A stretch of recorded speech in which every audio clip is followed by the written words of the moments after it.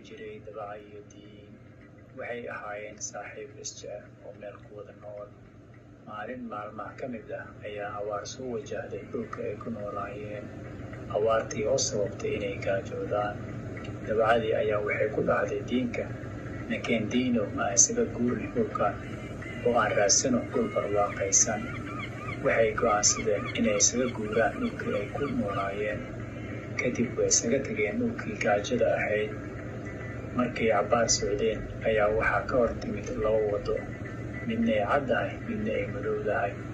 Dabacadii waxay mooday in waddadii cad ay fiican tahay.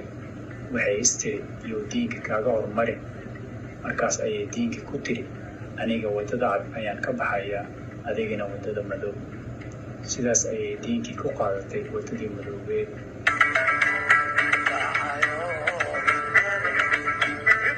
Halka dabacada ay qaadatay waddadii caddeed.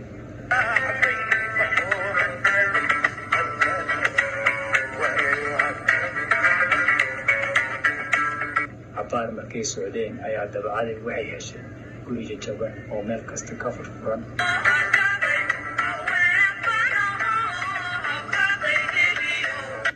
Halka diinka uu helay guri cusub oo aad u qurux badan. Maalmo kadib ayaa roob xooggan yimid. Dabacadii oo gurigeedii meel kasta ka furfurnaa ayaa roobku meel kasta ka soo galay. Markay gurigeedii biyo soo buuxsameen oo ay qoyday ayaa waxay go'aansatay inay diinka u tagto oo ay ka sasabato gurigiisa quruxdii badnaa. Waxay soo aaday gurigii diinka. Markay timid ayaa waxay ku dhahday, diinow, gurigayga kaa fiican, sababtoo ah gurigayga dhan walba wuu ka furan yahay. Hadduu cadow yimaado dhan kastaan ka bixi karaa, laakiin adiga gurigaaga hal albaab bas ayuu leeyahay.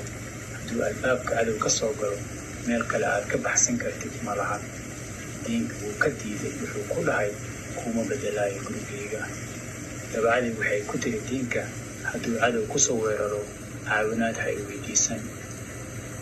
Markii habeen noqotay ayaa dabacadii inay buurta fuushay ay u qeylisay sidii cadowgii oo kale, oo ay ka nixisay diinkii.